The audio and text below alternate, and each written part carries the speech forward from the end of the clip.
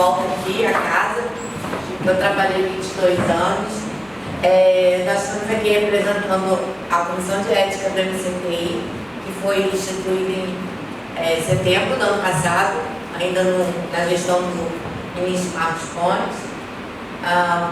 Agora, na gestão do ministro Alvim, as questões de ética e de integridade estão sendo impulsionadas, a pauta é urgente e nós estamos com muito apoio da casa. Nessa rodada aqui de divulgação nas unidades de pesquisa para tentar organizar a nossa rede de ética do MCTI, em especial hoje, eu convidei a doutora Maria Cláudia Nabuco, que é da CGU, aqui do Rio, Barra Brasília, né?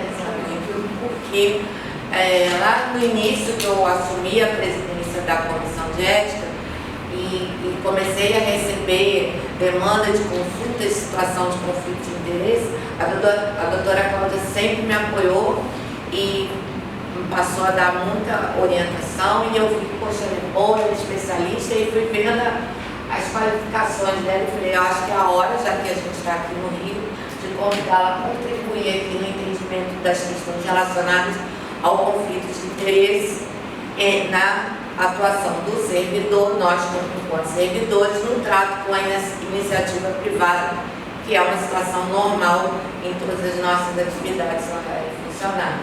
Então, vou passar a palavra para a doutora Maria Cláudia, ela vai abordar especificamente essa parte, e depois, então, se houver tempo, a gente trata dos demais assuntos relacionados à ética, que são referentes aos processos de apuração ética, aos processos de afastamento do país, que guardam relação com as análises que a doutora Cláudia faz, e a questão do plano de integridade do Ministério.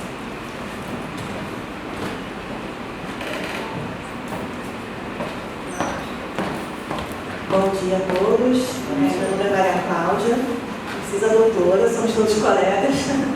Eu queria me apresentar, eu trabalho na CGU desde 2008, passei por algumas áreas, na CGU eu dividi em algumas secretarias. Eu passei inicialmente para a área de prevenção da corrupção mesmo, depois eu fui para a corregedoria, fui removida aqui para o Rio, continuei na corregedoria, passei alguns bons anos assim, e retornei a coisa de uns 5 anos para a área de prevenção.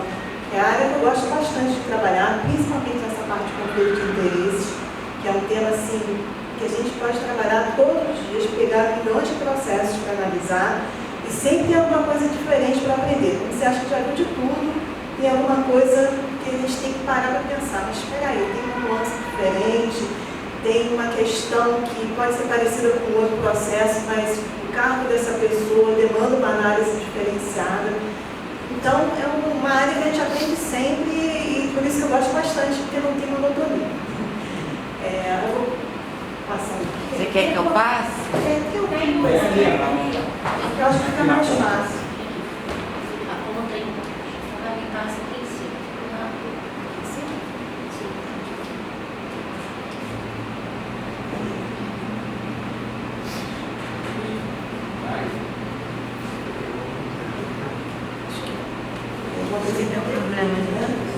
Saiu da apresentação somente.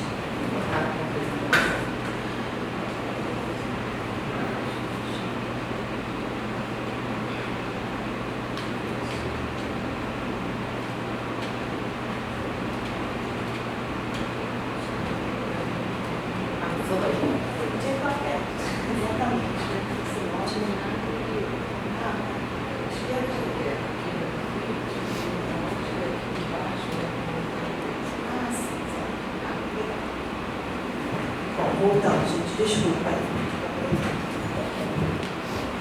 A palestra então hoje é sobre por que, quando e como fazer uma consulta sobre conflito de interesses.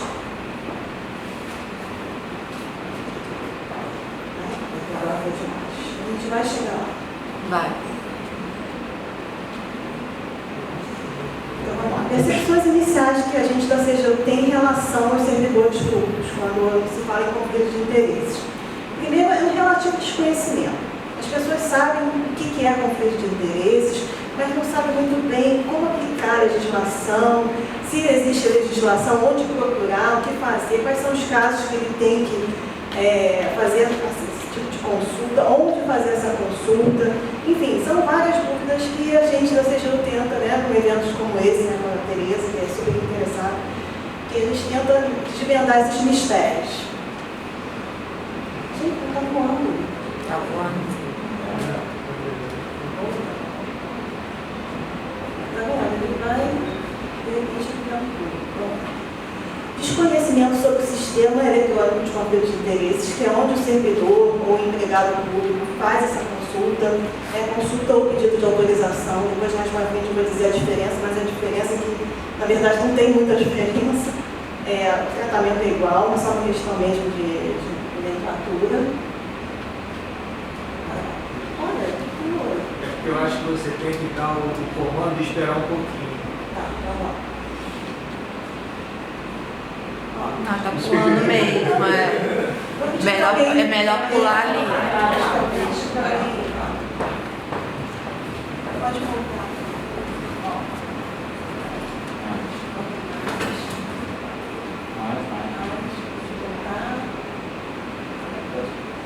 Pode ir bastante. Pode deixar aí, que aí a gente... Tem dúvidas também de como essas dúvidas devem ser tratadas, de que modo. E a gente admite que esse tipo de desconhecimento potencializa os riscos da pessoa não saber como sanar essas dúvidas e acaba exercendo atividades sem consultar e acaba infringindo alguns regulamentos, algumas normas, legislações. E avançar no alinhamento desses entendimentos mitiga os riscos desse cometimento dessas irregularidades, né, que é o que a gente está tentando fazer aqui hoje.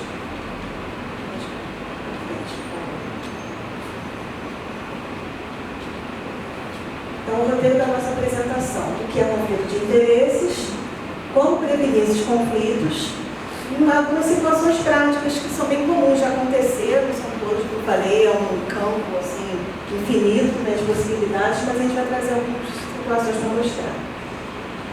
O foco da legislação sobre o conflito de interesse é a prevenção.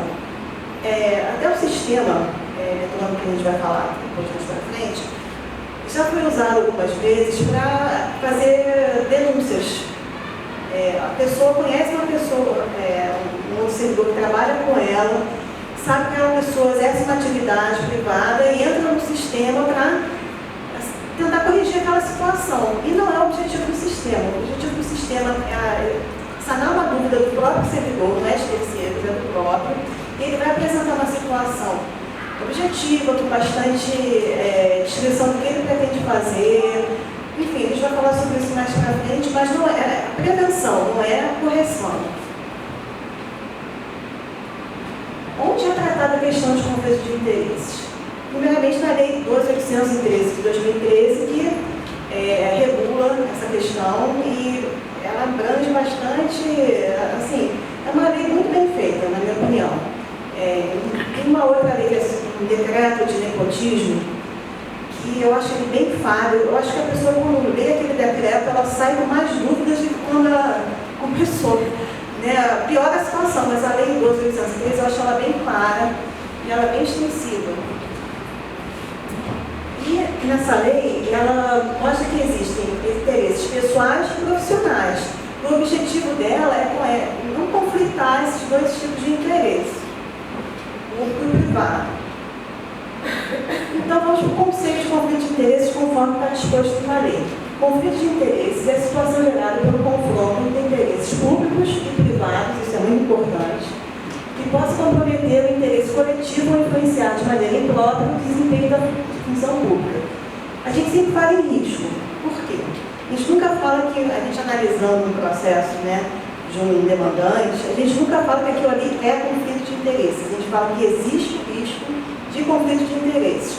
Por quê? Porque quando a gente fala que existe um conflito de interesses, a gente está partindo de um pressuposto que aquela pessoa, de fato, vai cometer uma irregularidade ou exercer aquela atividade privada. E às vezes não. Às vezes a pessoa, vamos dizer, é fiscal da Receita Federal, vai prestar uma consultoria financeira para uma empresa que é fiscalizada pela Receita e vai saber na cabeça dela separar as duas coisas, o público e o privado. Só que aí, esse controle fica muito complicado. Vocês podem imaginar, como é que a gente vai avaliar o caráter da pessoa, a capacidade da pessoa de segregar realmente essas duas condições, né, de servidor público e da iniciativa privada dele.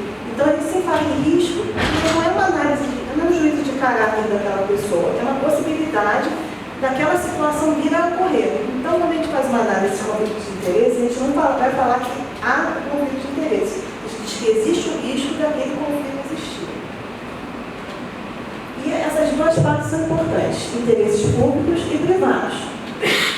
Alguns processos que a gente recebe, o demandante, ele trabalha num órgão, ele trabalha numa área que é sensível à auditoria daquele órgão, que é auditada na auditoria interna, né, do órgão, costuma fazer auditoria lá, e vamos dizer que ele é chamado para compor o comitê de auditoria daquele mesmo órgão. Aí ele manda um pedido para a CGU, né, para o CECI, na verdade não é para a CGU, originalmente é para o órgão que ele está em exercício. Mas ele abre um pedido do CECI, de uma consulta, um pedido de autorização, querendo saber se ele pode, ao mesmo tempo, trabalhar naquela área que é sensível à auditoria e participar do comitê de auditoria. Isso é interesse público e privado? Não é. São dois interesses públicos. Na verdade, é uma questão de segregação de função dentro daquela entidade. Então, isso não é conflito de interesses nos termos da Lei 8.112. Outro exemplo, uma pessoa trabalha, vou dar assim, chutando, tá? Não é nenhum caso prático. Trabalha no Ministério de Transportes, etc.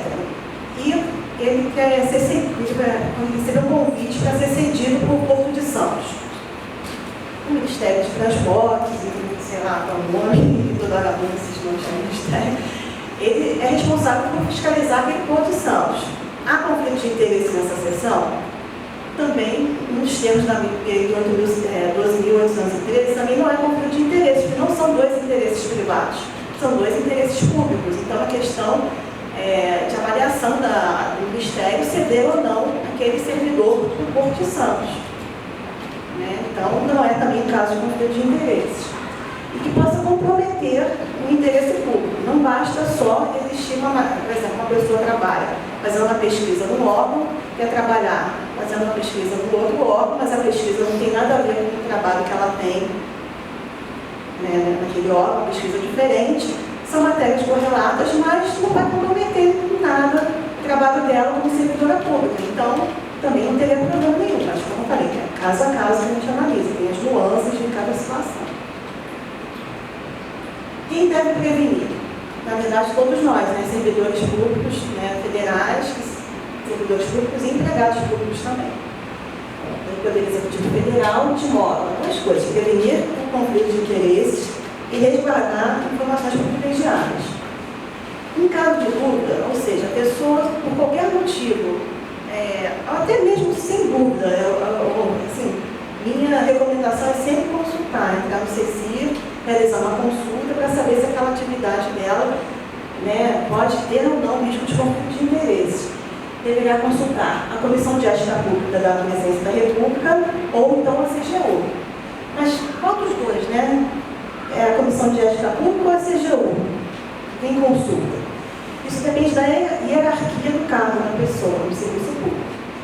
Tem os servidores, né, ou agentes públicos, melhor dizendo, da auto-administração, DAS-5 superiores ou equivalentes. A gente coloca equivalentes quando se trata de empresas públicas, sociedades de economia mista que não tem a mesma nomenclatura de DAS como tem, né, servidor público. Então, a gente às vezes recebe uma consulta, um pedido de autorização, dizendo que a pessoa de tal cargo. Mas aí na hierarquia daquele órgão, é equivalente a quê? A gente até faz um pedido de solicitação para aquele órgão para que eles informem a gente qual é a hierarquia daquele cargo, para a gente analisar se de fato é a CGU que vai fazer essa análise de conflito de interesse ou se é de competência da SEB. E os demais agentes públicos, que aí sim, a primeira análise é realizada no órgão ou entidade que aquela pessoa está em exercício. Veja bem, em exercício. Porque às vezes a pessoa está cedida de um órgão ou de uma empresa pública, sociedade de economia mista, está cedida para um outro lugar, mas é esse lugar onde ela está em exercício para fazer análise de conflito de interesse, que é onde ela está trabalhando, né, no dia a dia dela, onde ela tem informações, enfim, é onde se faz análise sobre conflito de E se essa comissão de ética, ou o RH, ou quem seja lá dessa entidade de origem, de exercício do servidor, se achar que existe um risco de conflito relevante naquela atividade que o servidor ou o empregado pretende exercer, aí esse processo vai para a CGU, para a gente fazer como se fosse uma segunda análise. Como que tramitam essas consultas? Primeiro, a gente entra no CECI, que é o Sistema Eletrônico de Conflito de Interesses. Ele faz uma consulta ou um pedido de autorização, consulta, falar a diferença rapidinho, porque o tratamento é igual para a gente, mas consulta é uma orientação geral, ou seja, do órgão de exercício sobre aquela atividade, e pedido de autorização é uma autorização expressa para que ele possa exercer a atividade. Mas, na prática, a análise é exatamente a mesma que a gente faz, não tem muita alteração, não. O órgão ou entidade de exercício realiza essa análise preliminar, em até 15 dias, e caso haja risco de conflito relevante, a demanda é encaminhada via sistema automaticamente para a CGU, que também tem 15 dias para analisar, sendo prorrogadas por mais 15 dias. E caso a CGU entenda que existe um risco de conflito relevante, ou então que existe um risco de conflito, mas que pode ser mitigado com algumas medidas que a gente determina para o servidor ou empregado. Olha, a gente está vendo que existe tal risco, mas tem a possibilidade desse risco ser mitigado se você fizer isso, isso e isso. A gente faz uma listagem de medidas condicionantes, que a gente chama, e esse servidor, se concordar, ele exerce a atividade observando essas medidas. Mas ele tem essa possibilidade de não concordar com essas medidas, ou mesmo se não for autorizado, se for relevante mesmo, não tiver nem medida mitigadora, ele tem a possibilidade de fazer um recurso na CGU para a gente reavaliar, porque às vezes tem alguma informação que ele não colocou no pedido inicial dele, que ele lendo a nossa análise, não, mas isso aqui não é bem assim, aí explica melhor para a gente recebe esse processo de volta e tem 10 dias para fazer uma reanálise daquele caso e autorizar ou não, ou manter o mesmo entendimento, e a gente faz uma análise que é confirmada pelo secretário executivo ao final. E uma coisa importante também é que, na verdade, o que a gente faz é uma orientação ao servidor e empregado. O CECI é um sistema de orientação. A gente autoriza ou não. A gente orienta ele realizar ou não aquela atividade, mas é de responsabilidade do próprio servidor ou do empregado acatar ou não aquilo. Se a gente disser que tem risco, que ele tem que observar algumas medidas, ou que ele não deveria exercer aquela atividade e ele insistir e resolver exercer, é por conta e risco dele. A corregedoria, se tomar conhecimento disso, pode abrir um PAD, alguma sindicância, alguma coisa para analisar e ver se realmente o servidor está praticando alguma irregularidade.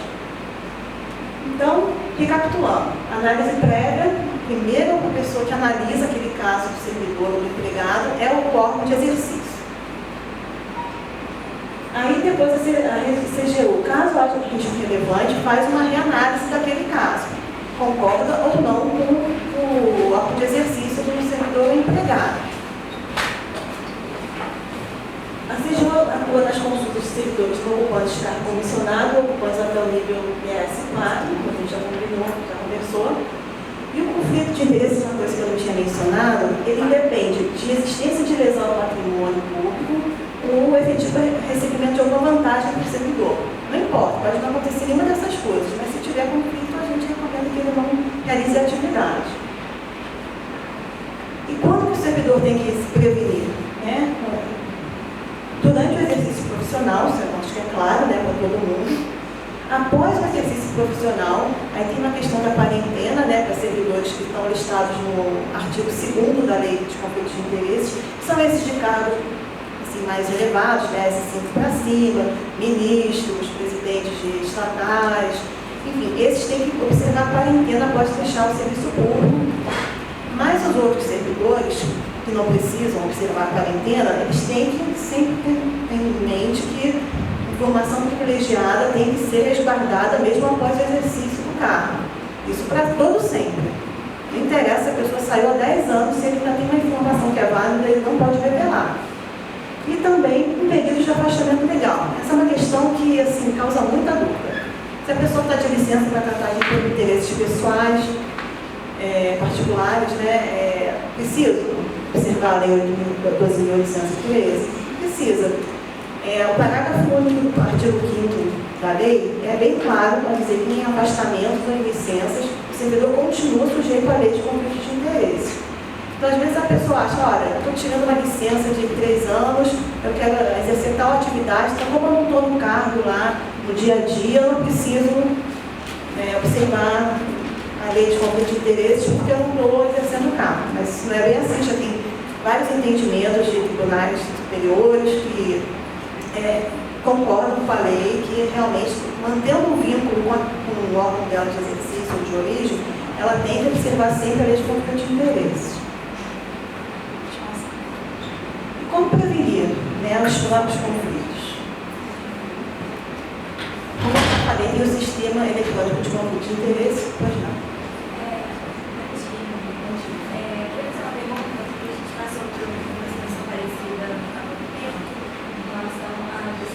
Peraí, só um pouquinho. Cláudio, você prefere que faça as perguntas ao final? Tem outro microfone aí? Está aí. Não. Porque ela fala tão baixinho. Pode fazer mais alto? Falar mais alto?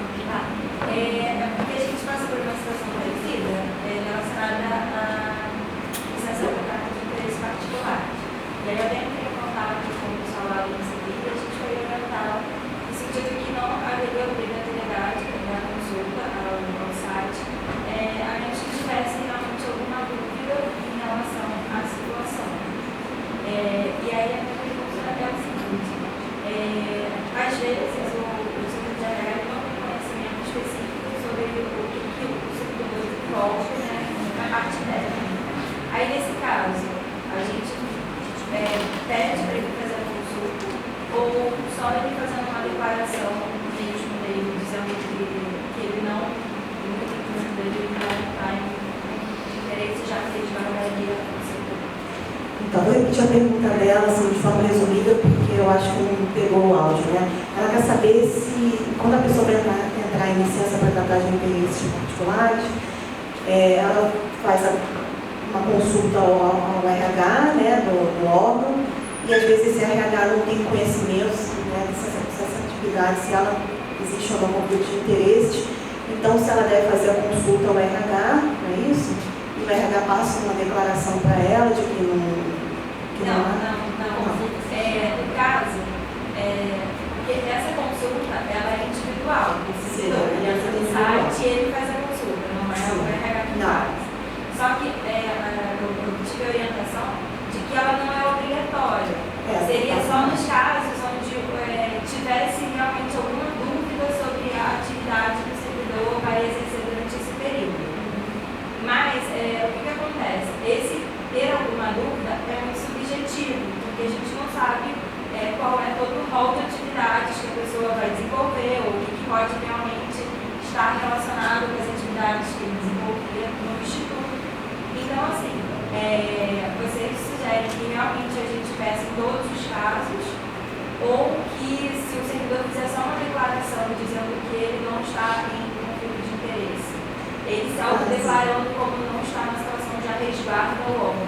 Porque no caso de ter alguma resposta positiva de que a consulta dele, de que ele realmente estaria em conflito de interesse, e essa informação chegar ao órgão, o órgão pode negar a solicitação desse servidor, certo? Certo. Então, vou repetir. A questão dela é se... que ela não sabe exatamente o que é essa dúvida, né? O que pode analisar, e se ela pode fazer uma declaração que ela não vai exercer uma atividade que tenha conflito de interesses com as atividades dela como servidora, se isso pode resguardar o órgão, né, de algum eventual conflito de interesses que ela, porventura, nessa atividade venha a exercer, né? Enfim. Eu recomendo, quando você tem dúvida sobre a dúvida, que faça pedido pelo sistema, sempre. Porque essa declaração que você vai fazer, na verdade, isso não resguarda o órgão de algum conflito que você venha a ter depois. Então, quando licença, e você quer exercer uma atividade privada durante essa licença, faça o pedido, ou a consulta no sistema. Porque aquilo ali é uma maneira oficial de você se resguardar e resguardar o órgão, porque você vai colocar naquela consulta ou naquele pedido todos os dados que você puder sobre a atividade que você pretende exercer, o órgão. Porque se ele tiver dúvida, ele vai consultar a CGU, a gente te dá uma resposta, porque tem muita legislação envolvida, vou mostrar para frente alguns casos práticos que a gente vai ver que é servidor normal, assim, eu se não estivesse trabalhando com conflito de interesse, eu ia ficar na dúvida também, porque tem muita coisa para a gente analisar, tem legislação específica daquela carreira, tem lei de conflito de interesses, tem decretos, então é complicado realmente uma pessoa dizer, essa atividade de forma alguma vai ter conflito de interesse. Então, eu recomendo sempre que faça análise pelo sistema, que mesmo que o órgão, setor de RH, não tenha um conhecimento tão aprofundado também em relação àquela atividade, vai se informar com a gente e vai dar uma resposta para você. Se te negar, isso vai chegar para a CGU, a gente também vai fazer uma análise daquilo. E a gente tem mais experiência realmente nessas legislações, nesses normativos, e a gente vai te dar uma segurança melhor para exercer essa atividade ou não, para você se resguardar mesmo. Então, qualquer que seja a dúvida, faça o pedido, faça a consulta, para assim, tudo ficar redondinho na hora que você for exercer a sua atividade. Então, a minha recomendação é sempre essa, para acessar o sistema e tirar as dúvidas todas ali. Mas vou mostrar um exemplo mais para frente, vai mostrar a quantidade de coisa que a pessoa tem que pensar na hora de exercer a atividade. Posso perguntar? Porque agora eu sei que a Raquel, ela é RH. Então, uma vez que o servidor entra com um pedido, por exemplo, de uma licença para tratar de interesses particulares, ele é que vai optar por entrar ou não no sistema. Eu não vou poder pedir, não vou poder obrigar ele a fazer isso. Não é obrigatório. Isso aí é do servidor. Ele se resguardar, para ele exercer aquela atividade com tranquilidade, né? Ou não, então não, peraí, é melhor não fazer.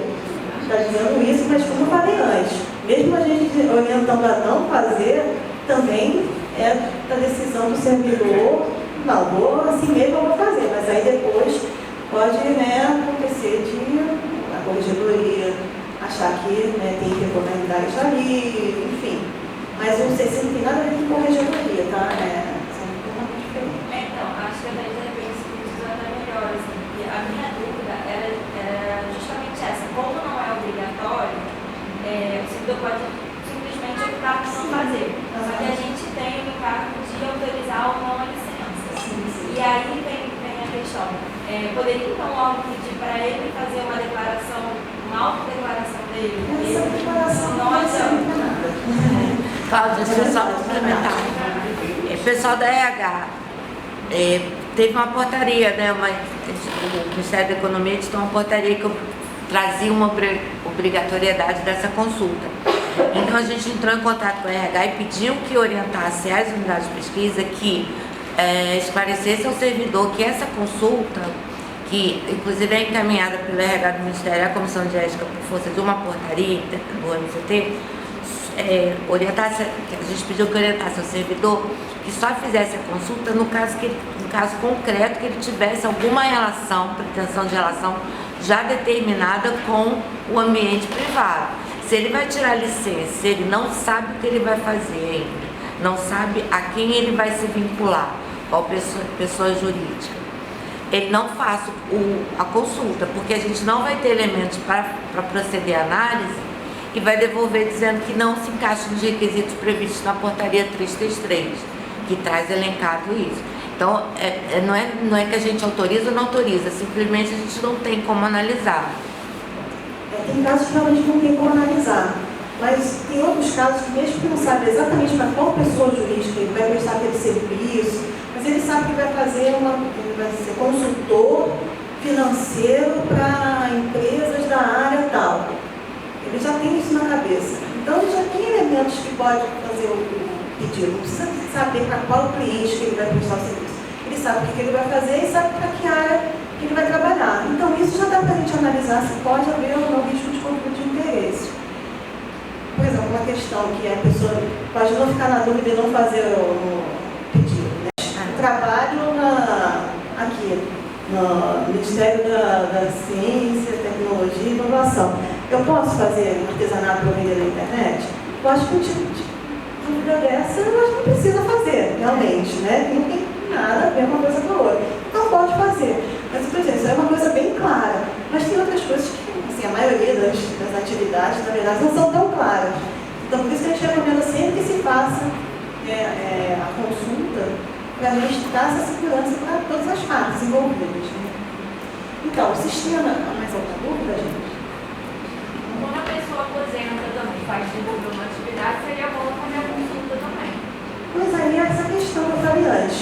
Quando a pessoa não está mais em exercício, que ela pede exoneração, que ela sai, que ela se aposenta, ela não precisa fazer consulta. Ela só precisa resguardar as informações privilegiadas. Se ela quiser fazer consulta, a gente já recebeu consulta de pessoas aposentadas.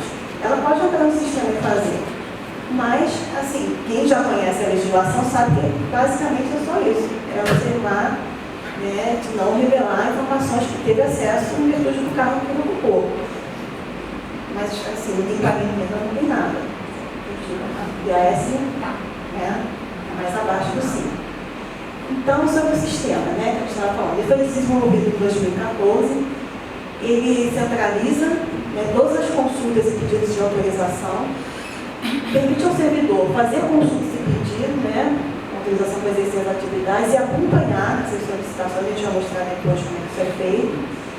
Isso aqui, esses dados estão meio desatualizados, que são de um ano atrás, né? E após 7 anos, a gente teve mais de 10 mil consultas direcionadas ao órgão onde a pessoa está em exercício, aquela análise preliminar, e para a CGU chegaram mais de 1.250 consultas para reexame, quando o órgão de exercício nega, né, aquela atividade, vai diretamente para a CGU, e a gente faz mais de... Mas agora já tem muito mais que isso, esse ano foi bem pesado de pedido para a gente. Pode passar. E essa aqui é a cara do CECI, página inicial. Acho que tem mais uma isso. Se vocês olharem, aqui tem solicitante, que ele vai entrar, vai fazer o cadastro dele para conseguir acessar o sistema e fazer o pedido ou a consulta dele. E aqui no cantinho tem o manual do solicitante, que é um manual bem interessante, ele explica bastante como é que é, né, esse pedido, como é que a pessoa tem que realizar, os dados que a pessoa precisa inserir no sistema para a gente poder fazer uma avaliação assim, bem consistente do pedido dele. Então, quem for fazer pedido, eu recomendo também dar uma olhadinha no manual antes, porque às vezes a gente recebe os pedidos, você deve já ter recebido alguns que não dizem muita coisa, né? A pessoa às vezes não coloca nem o nome completo no pedido. Ele está lá, Aline. Não diz sobrenome, não diz nada, não explica nada com nada, e aí acaba voltando e perde tempo, né? A pessoa que exerce às vezes uma atividade. Já tem 15 dias para o órgão analisar. Aí se negar, tem 15 dias da CGU, mais 15 dias prorrogável se for o caso. Então não tempo que se perde, né? A pessoa querendo. Quanto mais consistente for esse pedido, é mais fácil fica para se analisar. Então tem esses perfis de usuário. Quem vai fazer o pedido é agente público. O pedido ou a consulta é cadastrado como agente público. Aí tem de administrador e CGU, que é basicamente, né, a CGU, RH análise, visualização, enfim. E quando você vai fazer o seu pedido ou a sua consulta, aparecem algumas apinhas para você preencher. A primeira delas são os dados cadastrais do servidor ou do empregado público. CPF, nome, matrícula, entidade de exercício, órgão, cargo, enfim, essa parte cadastral. A segunda linha são os dados da solicitação, que é a parte mais importante que a pessoa tem que preencher. Primeiro ela tem que dizer, a primeira pergunta, geralmente a pessoa coloca não sei identificar, mas muitas já conseguem identificar. O que a gente pede para a pessoa dar uma olhada na Lei 12.813, no artigo 5º, tem 7 incisos. Em qual desses incisos a pessoa acha que aquela situação que ela está apresentando se enquadra? Aí às vezes a pessoa não quer olhar, fica na dúvida, coloca não sei, mas é legal, às vezes a pessoa, até serve para a pessoa fazer uma autoanálise daquilo que ela está pedindo, né? Será que isso que eu estou fazendo tem alguma coisa ali dizendo que eu não posso? Né? Mas assim, não é obrigatório não. A pessoa pode também saber identificar. O segundo é o mais importante, que é para a pessoa descrever a atividade que pretende exercer fora do serviço público. Aí que ela vai dizer, assim, com a maior precisão que ela pretende fazer. E fica fácil para a gente depois analisar, né, com mais clareza do que a pessoa quer. Ela vai botar, se ela souber para quem ela quer prestar o serviço, qual tipo de serviço, quando, enfim, tudo que ela puder colocar no pedido, ela vai colocar nesse campo aqui. Aí tem alguns outros campos, se ela sabe para qual unidade ela vai estar vinculada, quantidade, né, se ela tem o CNPJ da empresa para a qual ela vai trabalhar. Tem todos esses dados, eu acho que mais se essa pessoa jurídica ou física mantém algum vínculo com o lugar onde ela trabalha no serviço público, quais são as atribuições do cargo dela no serviço público, é importante também a gente saber. Quais são as atribuições especificamente da locação dessa pessoa, se ela lida ou tem acesso a informações privilegiadas, isso é importante também, e quais são essas informações que ela tem acesso em virtude do cargo dela, e se ela desempenha uma função pública que pode beneficiar, pode influenciar positiva ou negativamente aquela pessoa jurídica ou física para quem ela pretende prestar serviços. Isso também é importante. Aí tem uma parte que a pessoa pode anexar arquivos, contratos de trabalho, qualquer arquivo que a pessoa acha interessante para análise de conflito de interesse, também tem essa opção de anexar no pedido. Aí vamos para outra linha que vai aparecer, que aí já não é mais com o solicitante, a pessoa que está fazendo o pedido ou a consulta. Já é o órgão de exercício do servidor ou do empregado. Essa aí é a resposta dele. Em primeiro lugar, ele vai analisar se tem identificação do interessado, a referência ao objeto determinado diretamente vinculado a esse interessado, ou seja, se ele descreveu bem aquela situação, e a descrição contextualizada dos elementos que suscitaram a dúvida daquela pessoa. Aí está tudo ok? Se botar assim, o órgão, né, o RH, a comissão de ética, enfim, vai fazer análise de conflito de interesses daquele caso. Se não, o pedido vai voltar para aquela pessoa dizendo que não tem os elementos suficientes para realizar aquela análise preliminar. Então, tendo todos os elementos suficientes, o órgão de exercício ou entidade vai fazer a análise dela sobre a questão de existe ou não esse risco de conflito de interesse. Como é feita essa análise? O que a gente recomenda é que pegue o artigo 5º da lei, né, de conflito de interesses, veja inciso a inciso, se aquela atividade ali se enquadra em algum desses incisos, que a gente depois vai falar mais à frente quais são eles, para vocês entenderem. E se essa pode se enquadrar, tem acesso à informação privilegiada, a pessoa, tudo bem. Mas esse acesso a essa informação pode prejudicar o desempenho dele da função pública? Tem que sempre motivar. Não basta só enquadrar no inciso, tem que motivar por que está enquadrando naquele inciso.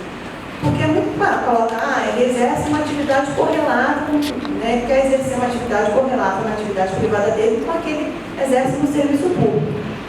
Mas vamos dizer que uma pessoa é contadora de um órgão, trabalha na contabilidade daquele órgão. Aí ela faz um pedido para, no fim de semana dela lá, ajudar o tio, tem um restaurante, para fazer a contabilidade do restaurante do tio. É atividade correlata? É, contabilidade. Ela faz a contabilidade. Mas essa análise contábil do restaurante do tio vai causar algum prejuízo para o desempenho público dela? Não vai.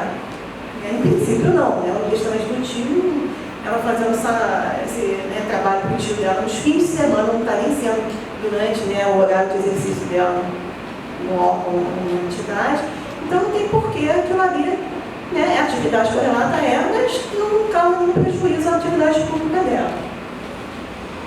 E aí, o órgão, a entidade de exercício vai fazer essa análise, conforme eu falei.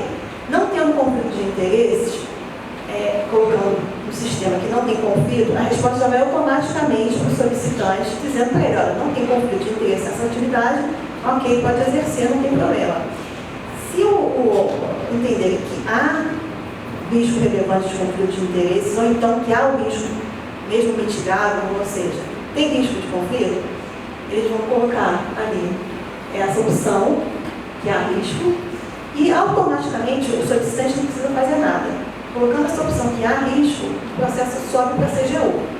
Já vai para a nossa análise automaticamente. A CGU vai pegar aquele processo, né, os analistas vão olhar, vão ler, e pode acontecer, a portaria 333, ela dá prerrogativa para a CGU, se achar que falta alguma informação relevante para a nossa análise lá na CGU, a gente pode fazer uma solicitação de informações adicionais para aquele órgão de exercício. Ou seja, não ficou claro por que o órgão disse que aquela informação privilegiada que o servidor tem acesso vai causar algum prejuízo para o órgão. Por quê? Qual informação é essa? Para a gente analisar se de fato essa informação pode causar algum prejuízo. Às vezes não. A informação que não tem acesso à informação privilegiada, ok. Mas ele vai usar essa informação no trabalho dele lá na iniciativa privada? Não tem nada a ver. Então, assim, a gente pergunta para tirar essa dúvida. Ou seja, quando a gente está em quaisquer dúvidas sobre pedido de informação, a gente tem a prerrogativa de encaminhar para o órgão de exercício do servidor, ou para a entidade, do empregado, enfim, um pedido para eles esmiuçarem melhor o entendimento deles a respeito do enquadramento, né, na lei de conflito de interesses. Então, é justamente essa parte aqui, informações adicionais. A gente vai colocar assunto, a descrição. Geralmente a gente tem um arquivo que a gente anexa aí com as perguntas, né, para o órgão, entidade de exercício, e manda. A partir dessa resposta, a gente vai fazer uma nota técnica, autorizando ou não, né, orientando, né, o servidor a exercer ou não aquela atividade, e vai inserir a resposta numa outra aba, que é a resposta CGU, mesma coisa. Tem todos os elementos da portaria, a nossa análise, a unidade responsável, a gente vai inserir um arquivo aí com a nota técnica, que aí vai ser direcionado tanto para quem fez a análise preliminar no órgão ou entidade, quanto para o demandante, o solicitante.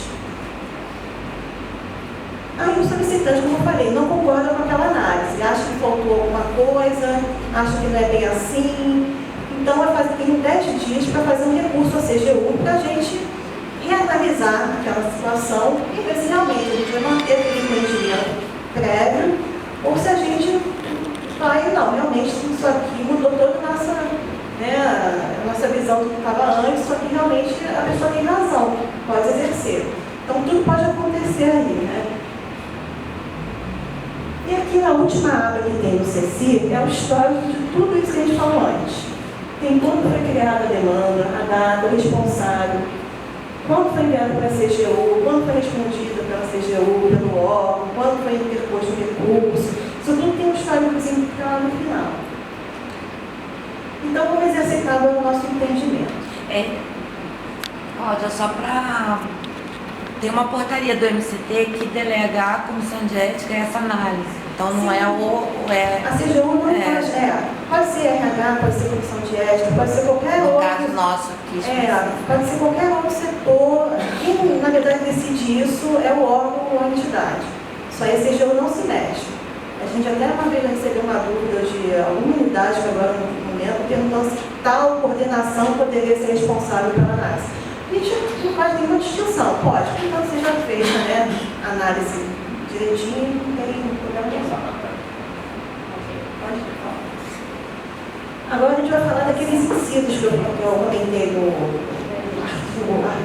artigo 5º, tem 7 incisos, que é onde, primeiramente, o servidor, o empregado, vai analisar se aquela atividade dele se enquadra em algum desses incisos e depois a unidade que vai fazer a análise prévia no órgão ou entidade de origem também vai usar esses 7 incisos para analisar se há um risco de conflito de interesses. Usar ou divulgar informação privilegiada, a gente já falou sobre isso. Relacionar-se com pessoa física ou jurídica que tem um interesse em decisão sua. Exercer atividade incompatível com o seu cargo no emprego. Representar interesses privados junto à administração de forma não profissional. Praticar ato em benefício de pessoa jurídica que participe do servidor ou seu parente.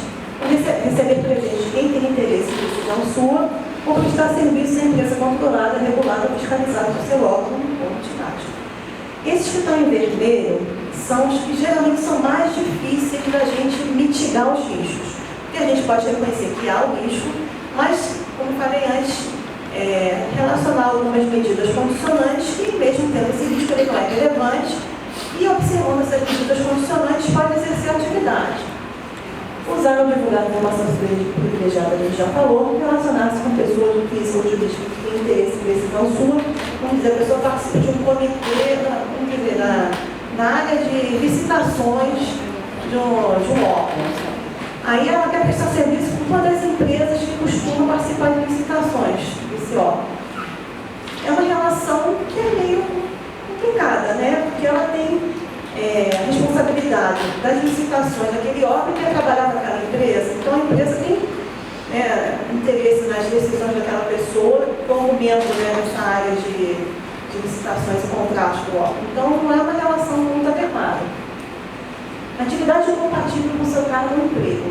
Geralmente é quando uma pessoa quer trabalhar numa área que concorre com aquele órgão.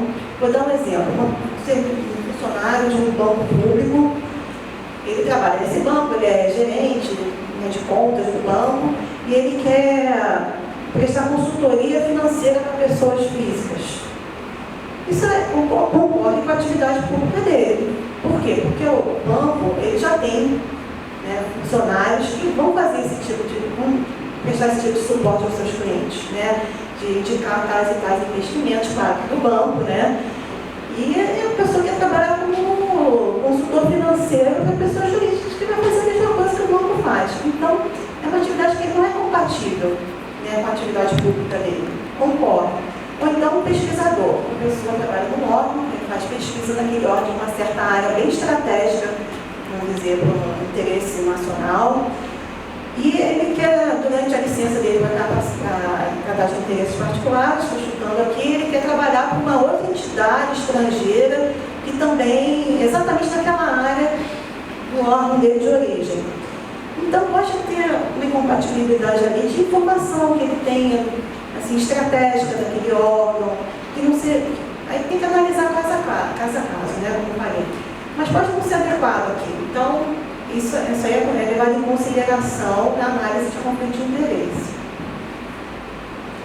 Compatível, representar interesses privados junto à administração, mesmo exemplo da pessoa que quer prestar consultoria na área financeira lá do banco.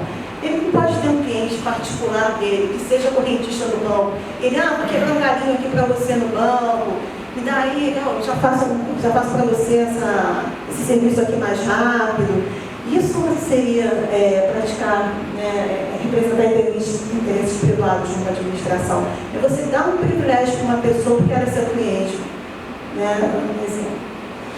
Praticar ato em benefício de pessoas jurídicas que participam do servidor ou seu parente. Recebemos também um pedido de autorização de uma pessoa que trabalhava numa universidade, que estava num projeto na universidade, que ia ter um convênio com uma empresa privada que era, ele era um dos sócios daquela empresa.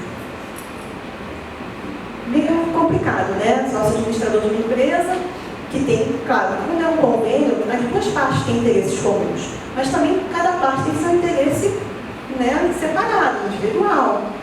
Então, a pessoa, ao mesmo tempo, ela trabalha no projeto na universidade e é dona da empresa. Fica meio incompatível também, Ele pode, por exemplo, pegar uns alunos da universidade que eles acham melhores para trabalhar naquele projeto, dependendo de outros, então também não é uma coisa muito adequada. Receber presente de quem tem interesse em decisão sua, acho que isso é bem claro, E prestar serviço à empresa controlada, regulada ou fiscalizada pelo órgão. Isso aqui, essa parte, parece ser bem clara também, mas tem algumas nuances. A atividade que a pessoa vai trabalhar naquela empresa, vamos dizer, aquela empresa pode ser fiscalizada pelo órgão, mas é a atividade principal daquela empresa. Porque senão, vamos dizer, nenhum servidor do Ministério da Economia, que trabalha com a Receita Federal, poderia prestar qualquer serviço privado, porque todo mundo, a Receita audita as empresas, tem que prestar conta de tributos, etc. Então, nenhum poderia trabalhar em qualquer atividade privada, nenhum servidor. Então, a atividade que é fiscalizada, regulada, tem que ser precípua daquela empresa. Não basta ser auditado pela Receita Federal, então não pode. Tem que ser atividade atividade fim da empresa, que é regulada, fiscalizada ou regulada pelo órgão. Então, isso é uma dúvida que fica bastante às vezes também. Então, vamos para algumas situações práticas. Magistério. Acontece toda hora. Pode dar aula, não pode dar aula, em que casos eu não posso. Bom dia, meu nome é Gabriela. Eu trabalho na divisão de inovação tecnológica aqui do IPT. E aí você está falando aí sobre os seus exemplos. Um dos exemplos que você trouxe foi o exemplo ali da UFRJ, né?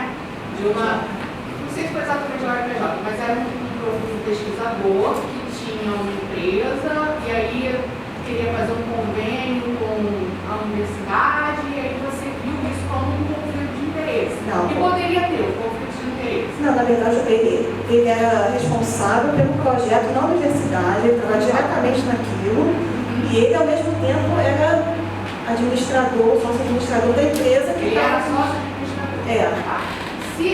Porque a minha pergunta é o seguinte: a gente tem, pela lei de inovação, uma prerrogativa, né, as instituições, os estados, o governo e nós, enquanto CT, temos apoiado pela lei de inovação, quase uma obrigação de incentivar as ações empreendedoras dentro das nossas instituições, tá? Como se o empreendedorismo, né, pela lei de inovação, é como se ele fosse um pilar da transferência de tecnologia, né? Que é também uma das competências da nossa divisão, transferir tecnologia para o mercado. E o empreendedorismo é uma dessas formas de promover isso, né? E aí, a gente sempre tem dentro de uma discussão interna sobre como que a gente consegue apoiar essa ação do empreendedorismo quando a gente tem um pesquisador que tem interesse em abrir uma startup numa empresa para poder desenvolver aquela tecnologia, né, e colocar no mercado, dentro talvez de uma incubadora. Então, como é que é visto isso dentro do conflito de interesse? Existe esse conflito de interesse de fato, em função da lei de inovação? Não, na verdade, é uma análise caso a caso. A gente tem que analisar a situação toda que está envolvida. Nesse caso que eu citei, a pessoa era coordenadora daquele projeto na universidade, ou seja, ele representava a universidade naquele convênio, e ao mesmo tempo ele era sócio-administrador da empresa, né, que estava trabalhando com a universidade naquele convênio. Então, era uma situação um pouco inadequada, porque tem os interesses privados de cada parte e podem não ser convergentes. E, assim, de modo geral, a gente teria que analisar, assim, em princípio, eu diria que não teria conflito de interesse, não teria o risco, mas aí tem que ver caso a caso para ver se tem alguma situação parecida com essa, ou que tenha alguma outra que possa impedir. Então, assim, de modo geral, a gente não pode, assim, afirmar o que pode ou o que não pode. A gente tem que pegar um caso, analisar qual é a atividade, qual é a função daquela startup, qual o objetivo. Enfim, são várias nuances. Como eu falei, a gente trabalha todos os dias com isso e tem sempre alguma diferença. Então, não posso dizer para você de forma geral, existe risco ou não existe risco. Teria que me apresentar um caso concreto para eu analisar e poder te dar essa resposta. Porque tem muitas coisas envolvidas, tem muita legislação diferente. Né? Mas é muito complexo. Eu entendo. É complexo mesmo. A gente também tem aqui internamente muito discutido isso justamente falando de universidade.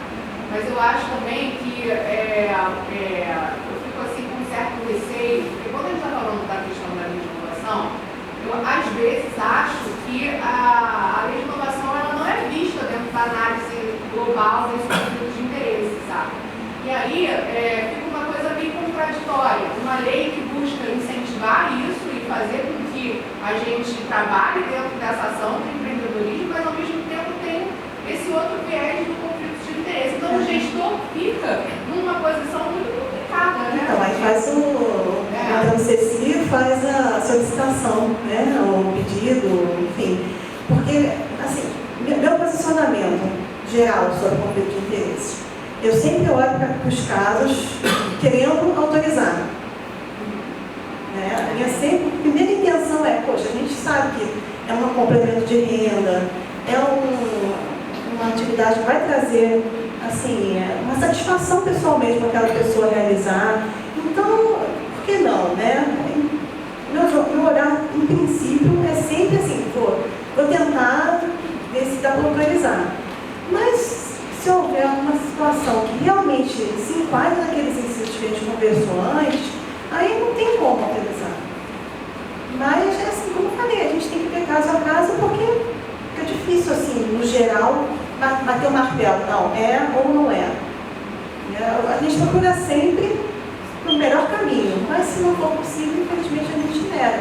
Mas se tem essa lei, imagino que não seja uma lei para criar conflitos de interesse, é uma lei para promover, né, incentivar, etc. Então, se a gente analisando, a gente vislumbrar que não tem nenhum desses incisos aí, alguma situação que possa prejudicar a função pública daquela pessoa, tem por que negar. Como eu falei desde o início, o principal é proteger a administração pública. Se não houver nada que possa causar prejuízo à administração pública, então não tem por que negar. Não está divulgando informação privilegiada. Foi uma dúvida também que eu esqueci de comentar, muito comum. Por exemplo, a pessoa trabalha naquela área, no órgão dela ou na entidade, ela adquire conhecimentos vastos sobre aquela área, vira uma especialista naquilo, e aí ela resolve fazer uma atividade privada usando esse conhecimento. Isso é informação privilegiada? Depende. Se for uma informação estratégica, sigilosa, aí sim. Mas se for um conhecimento que ela adquiriu ao longo da carreira dela no setor público, não tem nenhuma legislação que proíba isso. Você utilizar aquele conhecimento adquirido em uma atividade privada. Isso não é conflito de interesse. Okay? Inclusive, isso é uma das prerrogativas da Lei de Inovação. A Lei de Inovação diz que o pesquisador público pode, inclusive, ir para outro país, uma instituição análoga à sua instituição de origem, para fazer pesquisa. Claro, isso traz benefício para o próprio órgão dele. Exatamente. É uma visão que a gente tem também. Então, se não traz prejuízo para a função pública dele, né, se ele está usando aquele conhecimento, né, que não é uma informação privilegiada, que não é uma informação estratégica, sigilosa, a pessoa é dona do conhecimento dela. Né, ela pode utilizar aquilo. Aproveitando a fala da Gabriela, eu sou André, trabalho do CBPF, trabalho na diretoria do CBPF. Com relação a essas questões de conflito de interesse, enquanto pesquisador, empreendedor, empresário, já existe uma nota técnica na própria CGU, né, que é de 2020, falando sobre essa nuance, né? Até que ponto o pesquisador pode ser um sócio-cotista, que é permitido por lei, e ao mesmo tempo, enquanto um sócio-administrador, né, como a Gabriela falou, ele pode abrir uma empresa desde que atenda para os fins da Lei de Inovação. E essa nota técnica, que ainda é recente, né, é de 2020, não sei se já teve uma nova nota técnica, justamente para poder uniformizar essa questão da atuação do pesquisador no exercício da sua atividade da pesquisa e, ao mesmo tempo, uma atividade empresarial. E, inclusive, também a parte do meio. Ou seja, eu faço um documento aqui aberto, que aí é uma... Acho que eu não sei se é uma orientação que já vai chegar a vocês, mas já existe esse entendimento, essa uniformização de entendimentos da CGU, pelo menos brasileira, relacionados a essas questões de do pesquisador ser sócio-administrador ou empresário, por dizer assim. Sócio-administrador tem a questão da 8.112, né? Sim. Que aí é um impedimento, a gente chama de impedimento de outra ordem, que não é relacionado ao conflito de interesses, é outra questão. Mas então, como eu disse, é caso a caso. A gente vai avaliar o caso, quais são as atribuições dele. Quais são as atribuições dele, o que ele pretende fazer, e a partir daí não é um entendimento fechado. Né? É um entendimento que depende da situação. Às vezes as pessoas gostam muito, assim, alguns demandantes citam processos da CGU, não, no processo tal da CGU foi permitido que se exercesse. Então, ele está fazendo uma vinculação. Exatamente. Eu acho até válido, a pessoa pesquisou, se informou, mas assim, às vezes até bate, né? Não, às vezes o cargo daquela pessoa tinha alguma questão que não poderia, ou, enfim, não dá para adaptar tudo. Pode ser um caso muito parecido, mas o entendimento pode ser diferente no final. Porque tem alguma coisinha ali que vai pegar que, poxa, isso aqui não está igual, só que a gente tem que pensar de uma outra forma. Você disse lá no início que a CGU faz a análise, mas a CGU não nega nem coisa, ela orienta, tem que deixar claro que ela está orientando. Tem hora que você fala assim, a gente vai negar, não vai negar, não é, não trata assim, negar ou não negar. No sentido de Isso, não... dizer que há um risco.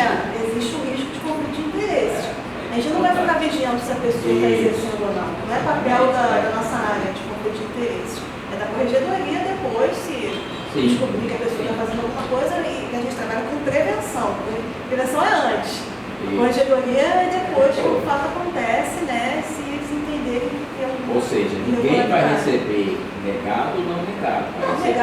Vai receber um parecer sobre a situação. Que a gente não recomenda. Sobre a possibilidade ou não de haver um risco. Exatamente. Um risco. Falou bem, um risco. Porque, como eu falei antes, a gente não pode afirmar que haverá conflito de interesse.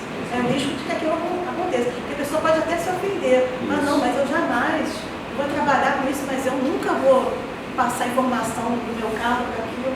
A gente até acha que sim, realmente, mas a gente não pode fazer esse tipo de análise, porque a gente não tem como controlar. Não é nada pessoal, é uma questão de risco. Existe um risco, então a pessoa vai fazer. Alguma pergunta mais? Vamos prosseguir, então. Uma situação prática de magistério. O Lúcio trabalha na ANAC, que é uma agência reguladora, então o Lúcio já tem um problema pior, porque além da regulação, dos servidores públicos, do Poder Executivo, dos agentes públicos do Poder Executivo Federal, ainda tem a regulação de agência reguladora, a legislação é diferente. Foi convidado a ministrar um treinamento fechado, isso é importante, treinamento voltado para empresas que participam de licitações na ANAC. O que ele deve fazer? Tem uma formação sobre essa atividade. O treinamento, esse convite ministrar esse treinamento, foi feito diretamente para o Lúcio ou foi feito para a ANAC indicar uma pessoa para ministrar esse treinamento? No caso, está dizendo aqui que é um convite pessoal e não foi um convite institucional, ou seja, as empresas foram diretamente no Lúcio e convidaram para participar desse treinamento. Aí o Lúcio vai olhar bem, lei de conflito de interesse. Ela autoriza o ocupante do cargo de emprego no âmbito do Poder Executivo Federal a exercer atividade privada quando não tem esse conflito de interesses ou que ele seja relevante. Legal. Em princípio, aqui está tudo ok. Aí vem uma nota técnica que é direcionada à agência reguladora e possibilita que os servidores exerçam magistério desde que haja compatibilidade de horários e não exista conflito de interesse. Legal, não vai ser no meu horário de trabalho, mas será que tem conflito de interesse? Tem o artigo 1º. Esse primeiro do artigo 5º, que é que não pode revelar informação privilegiada. Mas o que é informação privilegiada? É aquela que diz respeito a assuntos sigilosos, com aquela relevante a um processo de decisão, que tem repercussão econômica ou financeira e que não seja de amplo conhecimento público. Quando é de amplo conhecimento, depois que é publicado, tudo ele passa a não ser mais privilegiado, todo mundo tem acesso. Aí o Lúcio começa a se perguntar, tem acesso a esse tipo de informação? Sim, tem acesso à informação privilegiada, de forma geral. Existe algo que eu posso fazer para evitar passar qualquer informação privilegiada aos empresários? Aí ele pensa, eu posso me comprometer a não repassar essas informações. A empresa, qualquer uma das empresas que vão participar desse treinamento, é regulada pela ANAC? Aí fica a dúvida. Ele sabe se tem alguma empresa ali que é regulada? Pode ser que sim, pode ser que não. Enfim. Aí vem o Lúcio, fica cheio de dúvidas, sei o que eu devo fazer. Tem muitas dúvidas em relação à interpretação. Então o que ele faz? Ele faz um pedido no CC, uma consulta, porque é mais seguro para ele. Porque ele tem 200 regulações, normas e tal. Qual é a informação privilegiada? Será que essa que eu tenho é privilegiada, que eu não posso revelar? É uma informação que eu tenho privilegiada, mas que não tem nada a ver com treinamento. Enfim, melhor fazer o pedido, para ele não se resguardar. caso, participação em eventos. Não sei quem escolhe esses nomes. Médio, ele trabalha no Ministério da Economia, foi convidado para participar como palestrante no órgão. E essa empresa que vai organizar esse evento oferece para todas as despesas.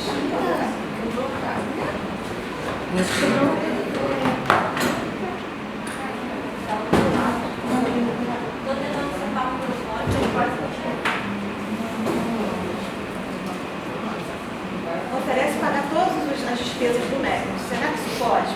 Tem um decreto recente, esse 10.889 de 2021, que ele regula tanto a parte de eventos, pagar essas despesas, como de recebimento de brindes, e diz o seguinte: o convite para a participação do evento puxado pela instituição privada deverá ser encaminhado à autoridade responsável do órgão de entidade, do MEVIO, que indicará um representante para participar desse evento. Ou seja, o convite não deve ser enviado diretamente ao MEVIO. O MEVIO tem que falar para a empresa: olha, vocês mandem esse convite para o meu órgão ou entidade, e eles vão indicar uma pessoa para participar desse treinamento. Não pode ser feito diretamente a mim. E se pode receber? Pode. Então o órgão pode pagar diretamente ou ele pode receber uma diária do próprio órgão dele ou entidade, não tem problema. Mas o que o MEVIO tem que ter na mente dele é que ele não pode responder isso diretamente. Ele tem que encaminhar para o órgão dele ou entidade para aquele órgão indicar uma pessoa, pode ser o próprio MEVIO. Outro caso, advocacia, bem comum também, exercer advocacia. Moças trabalham na INSS que atua como advogado em um processo dele próprio que está no Tribunal Regional do Trabalho. O que ele deve fazer? Aí diz o inciso do 4 do artigo 32.813, que o servidor, ou o empregado não pode atuar, ainda que informalmente, como procurador, consultor, assessor ou intermediário de interesses privados dos órgãos ou entidades da administração pública, qualquer um dos poderes, enfim. Ele não pode atuar. Mas a questão do inciso 4 não é proibir tudo, é proibir você atuar perante um órgão ou entidade que você é reconhecido como servidor ou como empregado, que ele tem influência naquele órgão. Se ele não tem nenhuma influência no Tribunal do Trabalho lá, ninguém conhece ele como servidor, ele não pode ter nenhum benefício, pelo cargo dele, então não tem problema nenhum. Mas aí ele vai se perguntar: é uma atividade profissional? Ele tem algum tipo de influência na razão do cargo dele? Ele acha que não, mas ele tem dúvidas. Então, como ele não está seguro, ele vai fazer o pedido.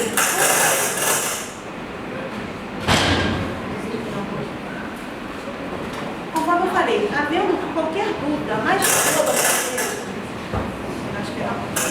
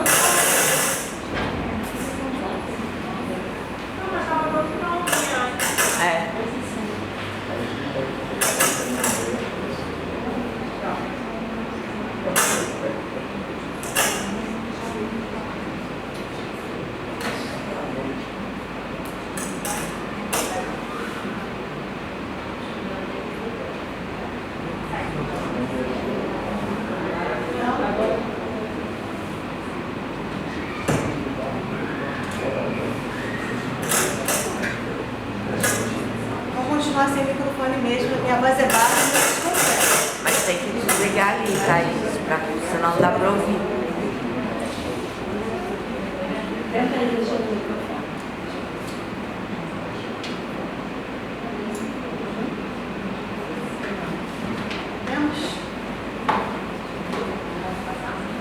Então, havendo qualquer dúvida, por mais boba que possa parecer, por mais óbvio que você acha, eu recebo muito pedido assim, processo assim. Eu sei que não há conflito de interesse, mas estou fazendo essa consulta porque eu fui orientado pela comissão de ética, pelo RH do meu órgão a fazer.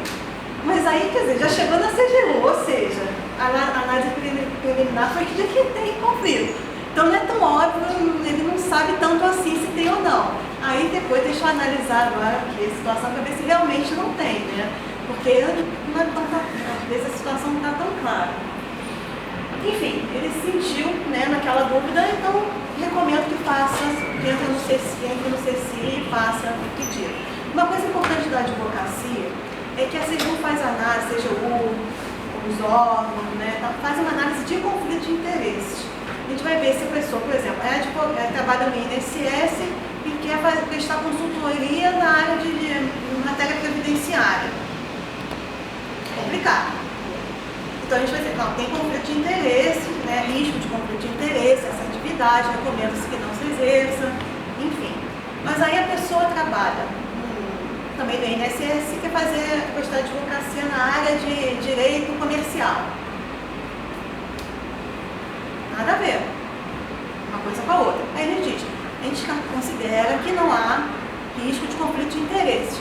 Mas assim, mesmo que a gente considere que não haja risco de conflito de interesse, a gente recomenda que se faça uma consulta à OAB, que tem o estatuto da OAB, que a OAB vai fazer uma análise se há outros riscos que não sejam de conflito de interesse em relação ao exercício daquela atividade. Então, mesmo que não tenha, a gente sempre coloca lá. Por favor, orientamos que consulte a OAB para esclarecer quaisquer outras dúvidas. Então é importante essa parte sobre a advocacia. Agora a Tarsila trabalha no CERP e atua, eu acho que o exemplo bem parecido com esse. Ela atua na área de processos de licitação. Recebeu uma cafeteira de presente pelo correio de uma das participantes de um processo que ela está trabalhando. O que ela deve fazer? Aí tem a lei de conflito de interesses, né, que a gente viu o artigo o inciso 6, diz que não pode receber presente quem tem interesse em decisão daquele agente público, né, que é o caso da Tarsila, ela tem, né, tem participação, né, no processo lá de licitação, e a 8.112, que proíbe o servidor de receber propina, comissão, presente ou vantagem de qualquer espécie em razão das atribuições daquela pessoa. Aí ela vai se perguntar, a empresa tem interesse no processo decisório que ela faz parte? Tem. Estou coordenando o processo de licitação do qual ela faz parte? Sim. E aí ela vai olhar o decreto, aquele que a gente falou antes, que regula não só a despesa, né, de participação em eventos, como também brinde. E no artigo 17, parágrafo único, diz que brinde não é presente, faz essa distinção, o que é brinde e o que é presente, mas em relação ao valor, né? Brinde de baixo valor, só que tem essa questão aqui, distribuído de forma generalizada, como cortesia, propaganda ou divulgação. A empresa fica distribuindo cafeteira para todo mundo, de forma generalizada, cortesia para todo mundo. Não fica. Se está fazendo esse presente para a pessoa, é no mínimo inadequado, né, que ela aceite, mesmo sendo de baixo valor, uma cafeteira, dependendo da cafeteira, não custa mais de R$100, né? Então, seria um brinde, mas é adequado que ela receba esse brinde de uma empresa que tem interesse na decisão dela? Não é muito adequado, né?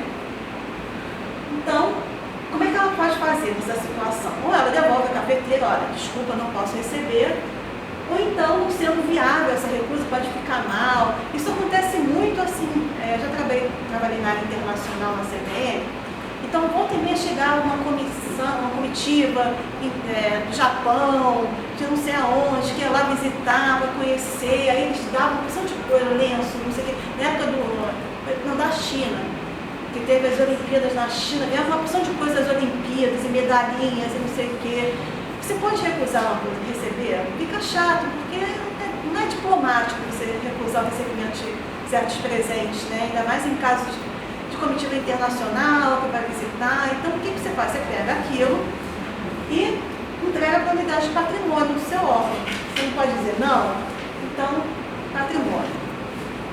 tudo certo, né? Você também se resguarda daquela situação. Então, resumindo, essa aqui é uma definição de ética. Faço certo ainda que ninguém veja. E fazendo certo quando está todo mundo vendo é fácil, né? Você fica bonitão na fita, todo pimpão, né? Ó, todo mundo está vendo que eu estou acertando. Mas quando você está lá sozinho, que dá aquele jeitinho, aí que você tem que fazer o certo ainda que ninguém veja. É agir com ética, com integridade, com transparência. Isso tudo a gente deve à administração pública.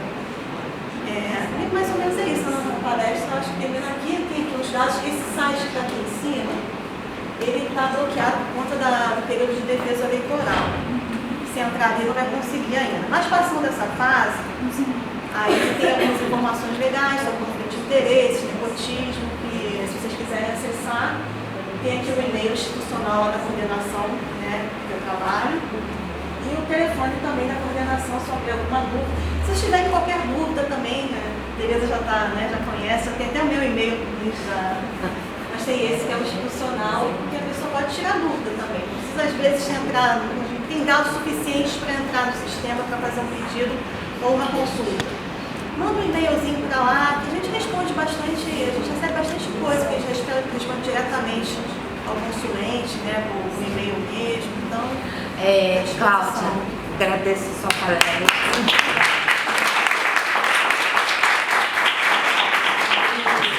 Eu trouxe ali um formulário devidamente tarjado, mas foi de uma servidora aqui da CTI. Se você quiser, eu coloco aí, porque eu achei bem. É um formulário bem interessante e traduz tudo aquilo que você falou em relação ao não sei,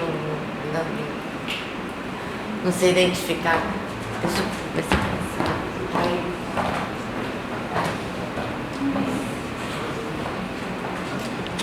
Do recursos humanos, porque parece que só abre ali a identificação do órgão de locação como MCTI. Então, por exemplo, aqui a gente está no NT.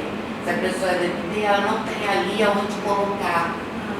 Mas aí quando ela vai explicar o caso dela, já aconteceu isso algumas vezes. A pessoa não tem como colocar, mas aí estou em exercício, sou do NT, mas estou em exercício e tal. Mas em geral, a pessoa não coloca, ele sobe lá. Aí ela começa na dúvida, não sei identificar, isso aí é clássico. É porque realmente, às vezes a pessoa não consegue ver que é melhor não botar nada, Não é erro não. Aí ela quer ser corretora de imóveis, gostaria de exercer função de corretora, tirar o IRS, fazer MEI para receber. No princípio, ela está explicando direitinho o que ela quer fazer, que a área ela quer atuar, não é vinculada a nenhum emprego, você Aí ela diz quais são as atividades que ela exerce aqui, a direção, coordenação.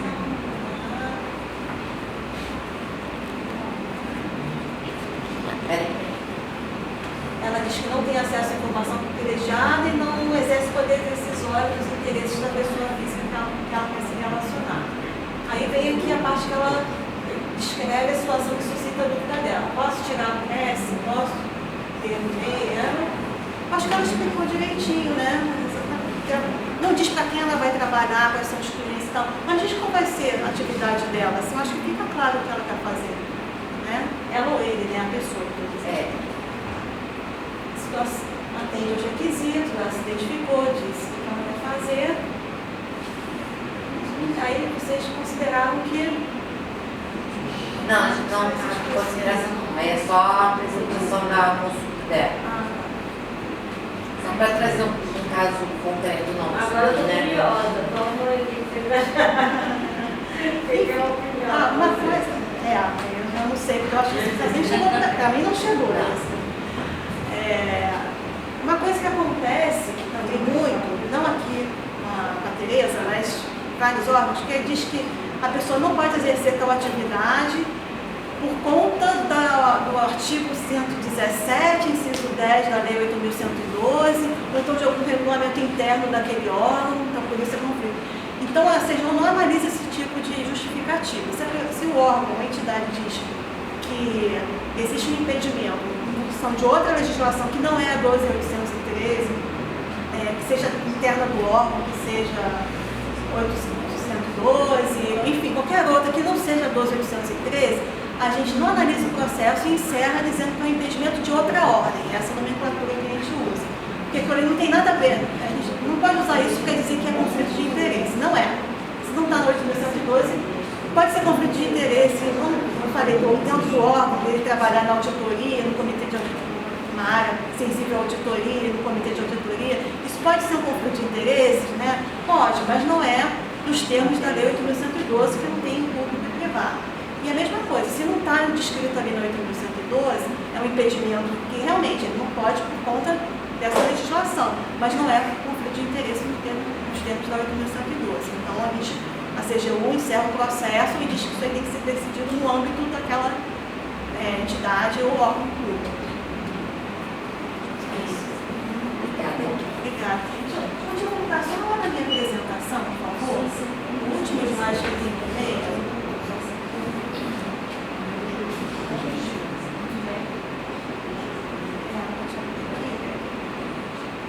aí já ia direto lá para o último, por favor.